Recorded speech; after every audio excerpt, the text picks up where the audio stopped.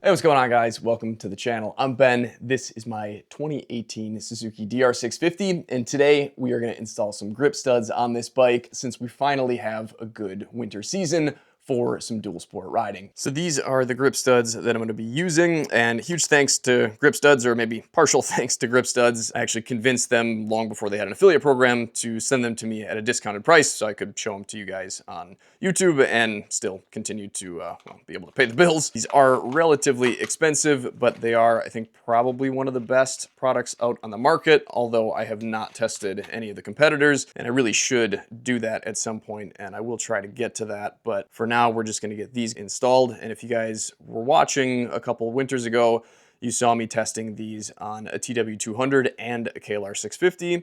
And while I didn't run them on anything other than snow and ice, they still look like they're in pretty darn good shape. And they're really kind of a neat design and a great idea compared to a lot of the other options that are out there. They are like a screw in the fact that they have threads on them, but they're called a wide auger blade, which you can obviously see. This is much different than just a regular old fastener. These are meant to thread themselves in from the outside of a tire. And because there's so much surface area with the threads, there's really a lot of grabbing power, and I didn't have a single pullout when I used them last time. Of course, that Gen 3 KLR only put out about 40 horsepower at max, and the TW200 I think has somewhere around 12, so it wasn't really a great test for them. The DR650 is right around 40 horsepower claimed at the wheel. I think it's somewhere around 35 according to DirtRider.com's dyno. So even though this bike is a lot lighter and should be a lot better out on the snowy trails and the frozen bodies of water that we're going to take it on, it's still not going to be a great test for how well these stay in. But the other bike that I'm going to be putting the other set that I've got of these in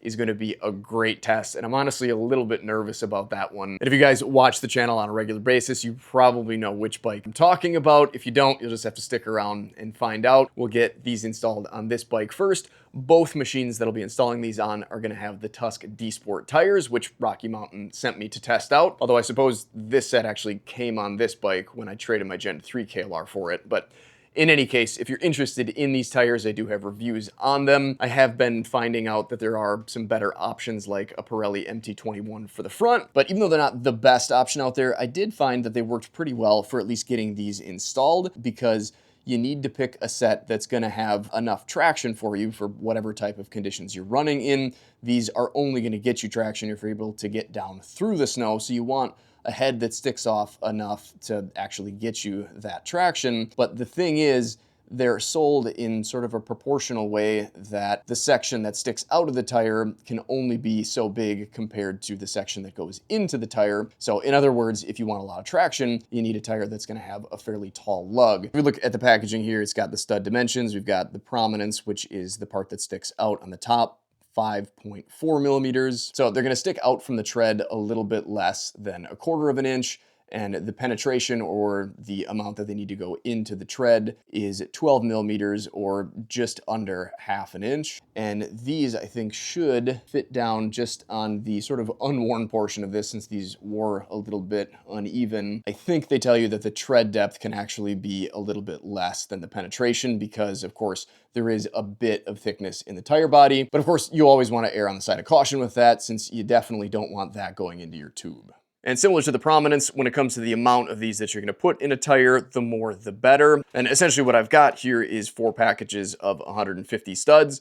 So in other words, I can put about 150 studs in each tire. But what I recall from the previous years is not only did I wish that I had a slightly taller head, but I also wish that I had a few more studs. So we'll see how things go this year, and maybe I will eventually pick up a set of meatier tires. And of course, these would be a little bit hard to turn in by hand, so we'll need a special bit, and I believe you do actually have to pick that up separately. And for these studs, like it says on the packaging here, I needed the 4740 tool, which is this one right here. And I believe they actually talked me into getting 2 of these just in case something happened with the one, and I believe that's probably in here somewhere.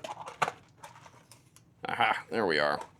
So this end is just going to go into a drill here. And then the 2 little teeth on the end here are meant to fit perfectly on each side of the head of this. And then the carbide tip can actually go just right inside of the tool there, like so.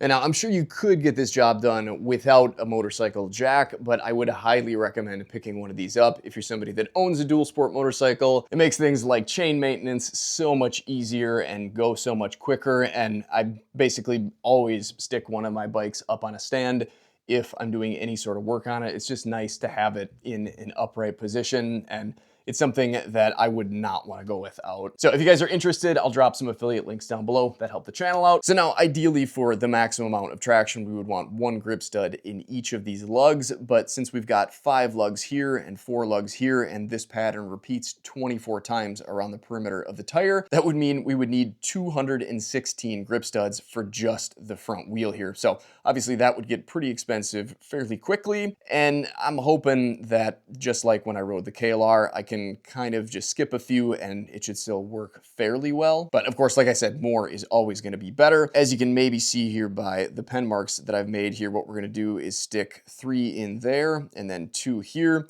and then we'll just repeat that pattern. So I'm just going to continue to go through here and mark off where I'm going to put these. Again, kind of trying to stick them in the highest point and also sort of the meatiest point, and orienting them partially for a little bit of extra traction too when I can.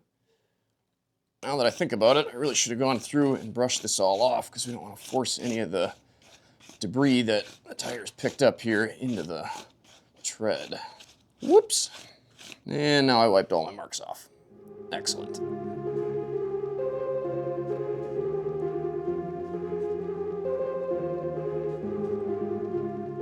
Now, around back on the rear D-Sport here, we've got 22 sets of this sort of repeating pattern here. So what I'm going to do is stick 1, 2, 3, 4, 5, 6, 7, 8 studs in each of these sets, and that's going to equal 176 studs, which is obviously over my 150, but since I'm only putting 120 in the front D-Sport, I'll have 30 left over, so that's 180 that we could put in here. So I'm just going to go through and do the same thing as I did on the front, just in slightly different locations. I'm just going to kind of pick spots where I think I will get the best traction and, of course, the best grab on the tire itself. So for the most part, that's going to be in the center, except for here where I'm putting 2, they're going to be off to the sides a little bit.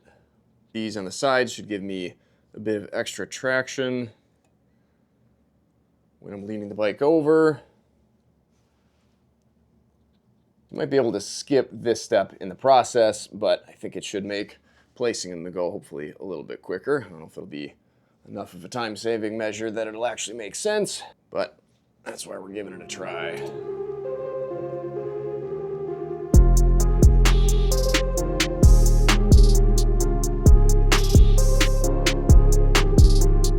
All right, I think that's everything. Let's put some studs in. This is coming back to me from a couple years ago. I sort of forgot that this does not lock into a Milwaukee type chuck, so I guess I'm gonna have to get my old drill. There we go. I think these D-Sports might be a little bit more worn down than the set that was on the KLR when I put these in, so I think I'm gonna have to be extra careful here. And of course, the right thing to do would be to get a set of tires that have enough tread on them for this, but I guess if we pop the inner tube, then, well, I'll have to get a different set of tires on here. And these will want to wander a little bit when you go to stick them in, so be ready for that.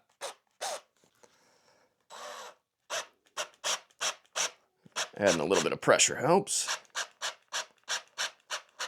Yeah, so I think that's definitely hanging out a bit more than it's supposed to, but if I recall, I didn't have any issues if they did hang out a little bit farther, so not the right way to do it, but hopefully it'll work. Only 119 more to go. I think to speed things up, I'm just gonna go through and put them in the same lug across the whole tire, just so I can kind of get good at doing that, get a feel for it. Whoops. I won't have to reposition every time either, so yeah, I think I'm gonna give it a lot of pressure. Oh yeah. It's all coming back now. I think it's probably good to start slow or start high, I guess. You can always put them in a little farther. Once they've gone in too far, then, well, you need a new tube.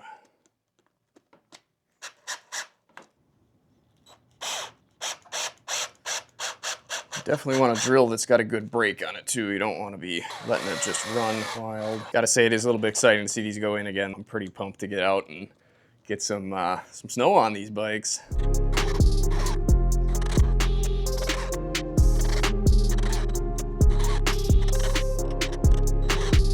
There we go. That is the center done on the front. So I'm just gonna do essentially the same thing with the two in the middle and then the two on the far sides. Yeah, as much as a pain as it was to put all these marks on here, I gotta say, when you're kind of in the zone and doing this, it really makes things a lot simpler because you don't have to constantly be checking where you're putting the studs in.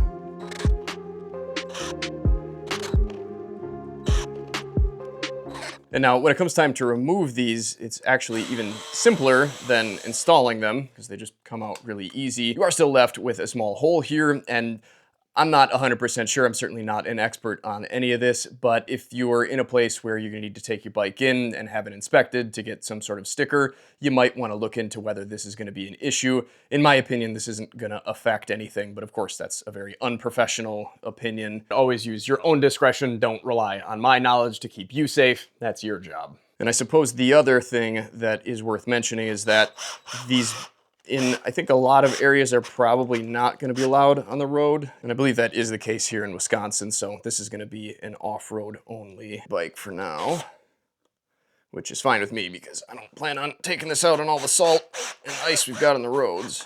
And of course, just like any time of year when you're riding a motorcycle, but especially when surfaces are slippery, you'd want to be careful. And even with the studs, you still run the risk of losing traction and sliding or having the bike slide out from under you. So always use caution and be safe out there, especially if you're gonna be riding on frozen bodies of water. Know your body of water, know your rules for how much weight ice can handle. And of course, always beware of water that's moving, whether it be a stream or a river or a natural spring. You definitely want to use extreme caution with those types of bodies of water and probably just not ride them. So there we go, that's the center portion done. Now we've just got to move to putting the sides in here. And just to make things a little bit easier, I'm going to turn the tire to the side so I can kind of push on this and hopefully not knock it off of the stand here.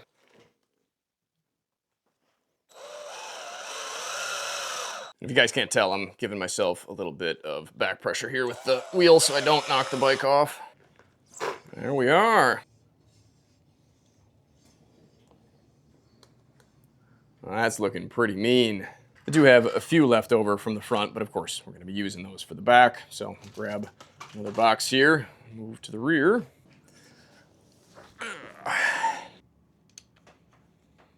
And now since the rear wheel is the drive for the bike and we're going to be relying on these for traction, instead of just installing these straight in, what I like to do is put them at a little bit of an angle. So when the tire is spinning and these are contacting the ground, rather than bending them back, it should just kind of bend them straight. So you got to go in straight first.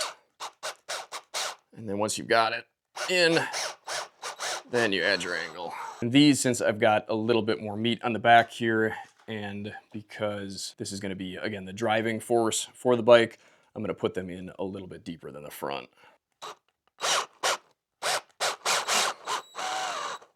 Another thing that's probably worth mentioning is On the instructions, when you're taking these out, it says to clean out the little holes with a pick so you don't not get enough traction on these and bust your bit off, which is why I think they told me to get 2 of them right away, just in case. Sure wouldn't be fun to have these half installed or half uninstalled and break a bit and have to wait for another one to come in the mail.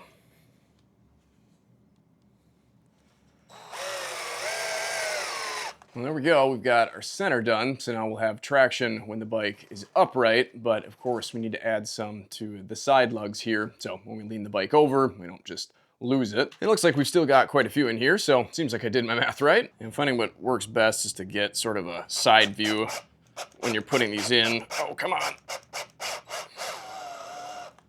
Because then you can get a good view of how far they're in. I'm having a little bit of a hard time remembering, but while it does require a bit of force to get these to start, once you've got the blades in, you can, I think, yeah, back off on adding pressure. Save some strength for the whole other bike that I have to do today. There you can see that one was a little bit rusty. That's probably from sitting on the floor in the garage when there was salt. Other than that, they seem to be pretty much like new yet. Oh no.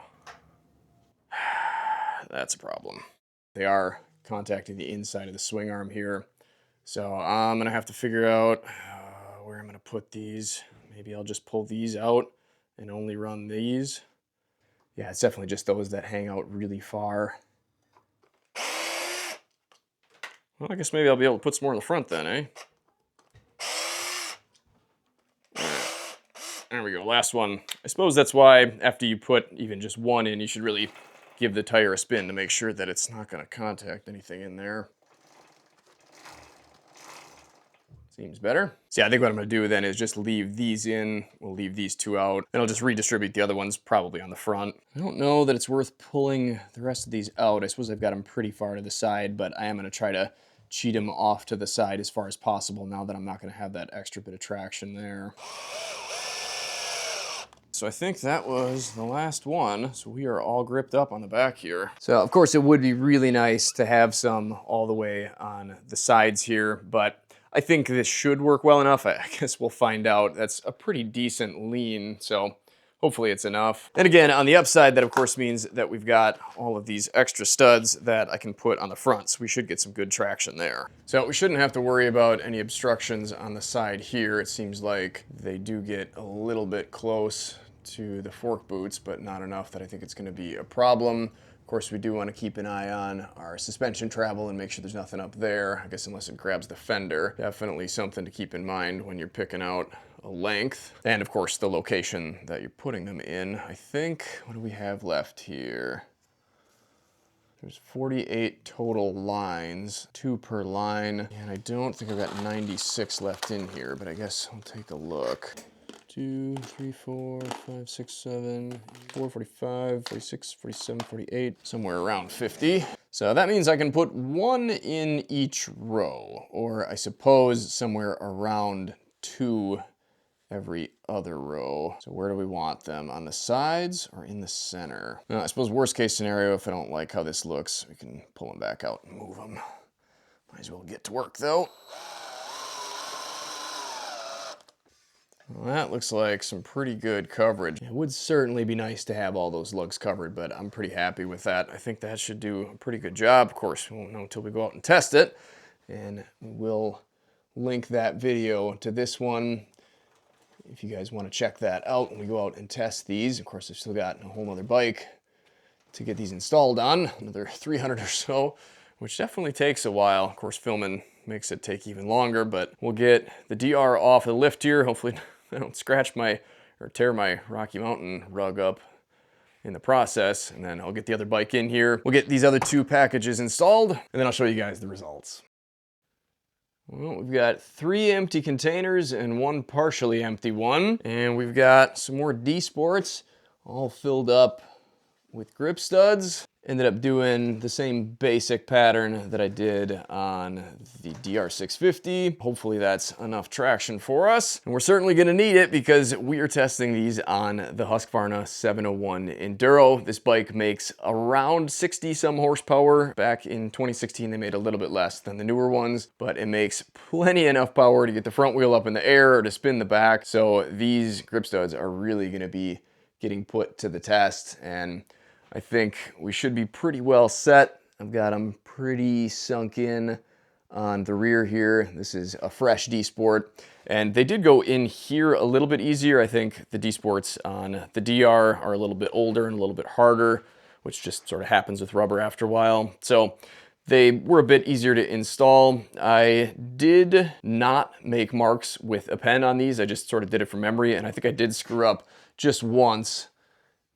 I think if I was to start this all over again, the marking, I think probably is a good idea, but you probably could get away without it as well. And regardless of whether they work well or not, I gotta say they definitely make the bike look pretty darn mean, and it's a pretty darn mean looking bike to begin with. And speaking of the looks of this bike, if you haven't seen the video I did on this adventure spec universal mini rally tower after filming the grip stud test ride video, I decided it wasn't something that should be on this machine nor any other bike with a similar front brake line setup, because even with my Rocks offset bar risers, when the suspension is compressed, the brake line and ABS sensor cable rub on the tower's support brackets, which could easily cause them to wear through. And even more concerning, when the front suspension takes a big enough hit, the brackets bend the lines at a very uncomfortable and potentially dangerous angle. I did really like the location to put my GPS in though, so I may try to get them to also send me the kit they make specifically for this bike in the future, which I'm hoping would solve the brake line issues. I also figured it was worth mentioning that I had a lot more space here between the tire and the swing arm. There is this guard here, mud guard for the rear suspension, but there's plenty of room there from the looks of it.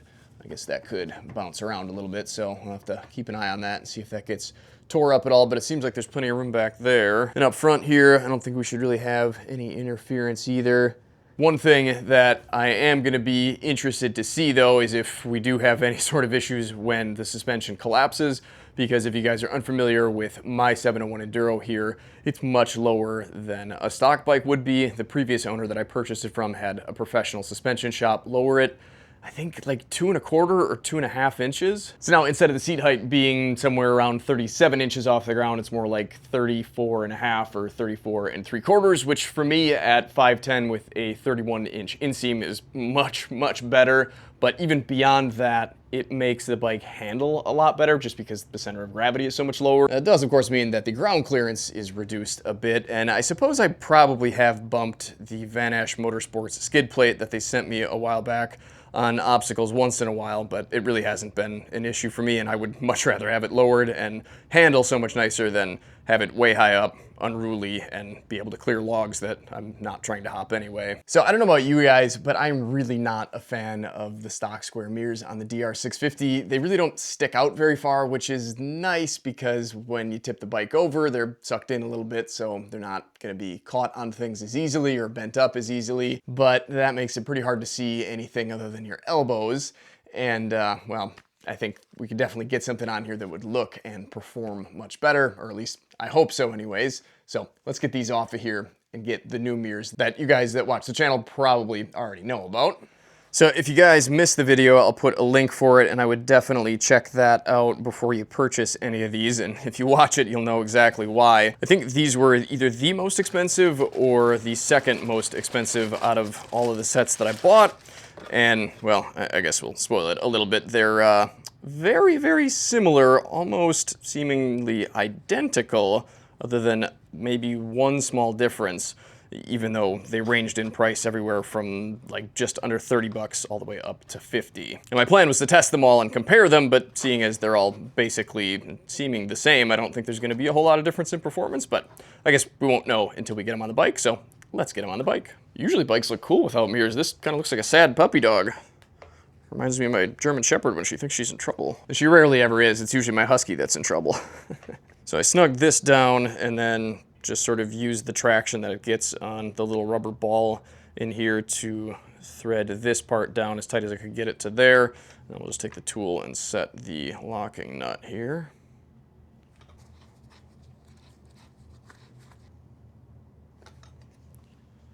All right, and then we'll just loosen these up, position them about where I think I'm gonna want them. Snug them down. There we go. And the nice thing about these is that they should be able to take a little bit of an impact without breaking. I'm sure they still could break if they take an impact in the wrong spot, but the really kind of neat thing about them is if you're going to ride some single track, you can fairly easily tuck them out of the way. Kind of a neat thing, definitely much less expensive than the real things. These are of course a knockoff of the double take mirrors, which I will eventually be testing out. And I know a lot of you guys are upset that I'm testing knockoff products instead of the real thing, but there's no way I could afford to put 5 sets of $150 mirrors on all of my bikes. And I think having a set like this really does just kind of dress the bike up a bit, and the fact that you can move them out of the way if you like is really something that I've kind of come to like, and I feel like it is a good idea to have on adventure builds. So that's why I went this route. I would, of course, agree with all of you guys that buying the real thing, if you can afford it, is the best way to go to support somebody from our own turf and somebody who, well, actually put the R&D and design work in, and I'm sure they are a better product. But if you guys are interested in these, or again, anything else that I use in the video, the affiliate links that help the channel out will be down below. Huge thanks to you guys that use those. I don't know about you guys, but I think that looks a lot better. And those studs on there sure make this bike look bean. It's been a long day. The studs definitely make this bike look mean, and I think it should be a blast testing this thing out. So if you guys want to make sure you see that video, don't be afraid to hit that subscribe button. Should be coming out as soon as I can get it out, I suppose. Thanks for watching. Take care. Stay safe. Stay swanky. Make sure you guys get out there and explore this beautiful world God created for us to explore and enjoy any chance you get, even if you have to just get out for a walk. It's good for the soul. Get out there. Until next time, we'll see you next time. Take care. Stay safe and stay swanky again. And God bless.